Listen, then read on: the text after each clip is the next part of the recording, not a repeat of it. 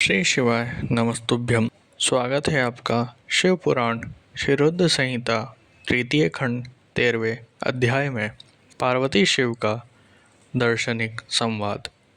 भगवान शंकर के वचन सुनकर पार्वती जी बोली, योगीराज, आपने जो कुछ भी मेरे पिता श्री गिरिराज हिमालय से कहा उसका उत्तर मैं देती हूँ। अंतर्यामी, आपने महान तप करने का निश्चय किया है। ऐसा करने का निश्चय आपने शक्ति के कारण ही लिया है। सभी कर्मों को करने की यह शक्ति ही प्रकृति है। प्रकृति ही सबकी सृष्टि, पालन और संहार करती है।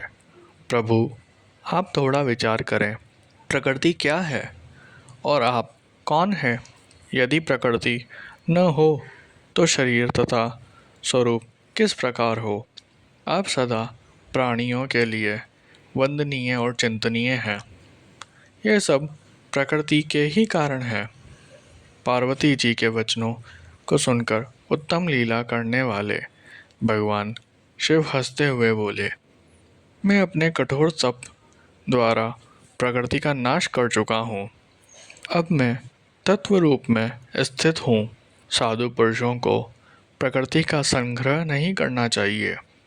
भगवान शिव के इस प्रकार के वचनों को सुनकर पार्वती हंसती हुई बोली, हे करुणा निधान कल्याणकारी योगीराज, आपने जो कहा क्या वह प्रकृति नहीं है?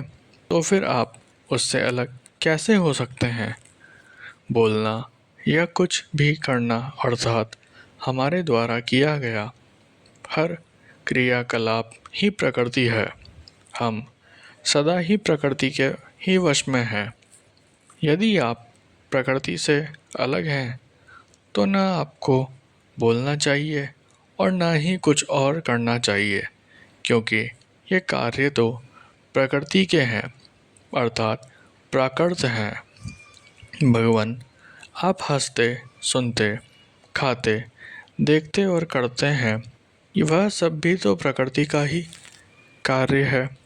इसलिए व्यर्थ के वाद विवाद से कोई लाभ नहीं है। यदि आप वाकई प्रकृति से अलग हैं तो इस समय यहाँ तपस्या क्यों कर रहे हैं?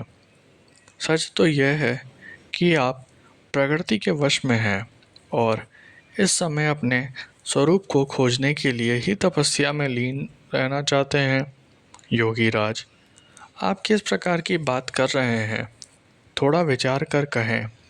यदि आपने प्रकृति का नाश कर डाला है तो आप किस प्रकार विद्यमान रहेंगे? क्योंकि संसार तो सदा से ही प्रकृति से बंधा हुआ है। क्या आप प्रकृति का यह तत्व नहीं जान रहे हैं कि मैं ही प्रकृति हूँ? आप पुरुष हैं, यह पूर्णतया सच है। मेरे ही कारण आप सगुण और साकार माने जाते हैं। भगवान, आप जितेंद्रिय होने पर भी प्रकृति के अनुसार ही कर्म करते हैं।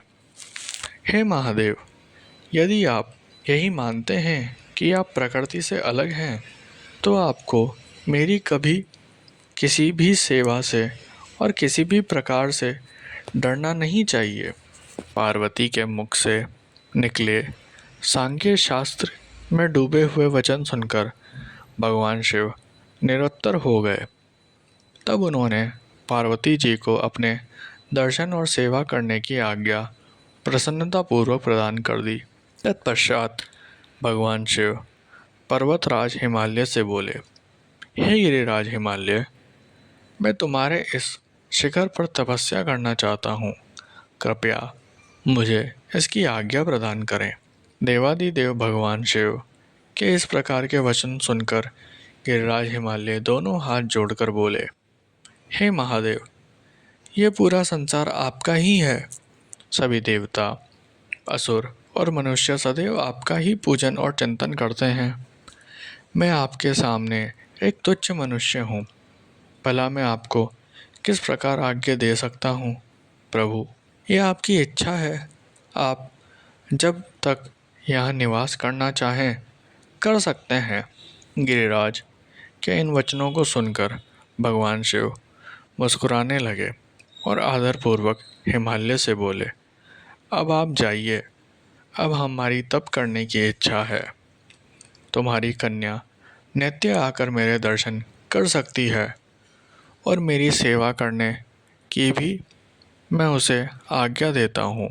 लोक कल्याणकारी भगवान शिव के इन उत्तम वचनों को सुनकर हिमालय और पार्वती जी बहुत प्रसन्न हुए। उन्होंने त्रिलोकीनाथ भगवान शिव को नमस्कार किया और अपने घर लौट गए। उसी दिन से पार्वती जी प्रतिदिन भगवान शिव के दर्शनों के लिए वहां जाती। उस समय उनके साथ उनकी दो सखियां भी वहां जाती और भक्तिपूर्वक शिव जी की सेवा करती। वे महादेव के चरणों को धोकर उस चरणामृत को पीती थी। तत्पश्चात उनके चरणों को पोंछती, फिर उनका षोडशोपचार अर्थात 16 उपचारों से विधिवत पूजन करने के पश्चात अपने घर वापस लौट आती। इस प्रकार प्रतिदिन शिवजी का पूजन करते हुए बहुत समय व्यतीत हो गया। कभी कभी पार्वती जी अपनी सखियों के साथ वहाँ भक्तिपूर्वक उनके भजनों को भी गाती थी। एक दिन सदाशिव ने पार्वती जी को इस प्रकार अपनी सेवा में तत्पर देखकर विचार किया कि जब इनके हृदय में उपजे अभिमान के बीज के अंकुर का नाश हो जाएगा, तब मैं इसका पानी ग्रहण करूँगा।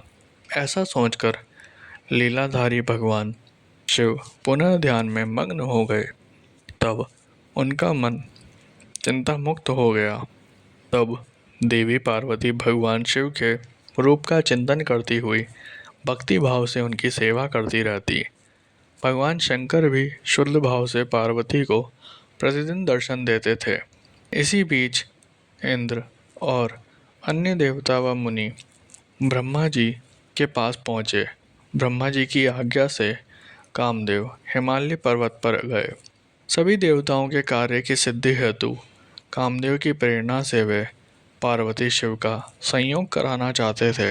इसका कारण यह था कि महापराक्रमी तारकासुर ने ऋषि मुनियों और देवताओं की नाक में दम कर रखा था।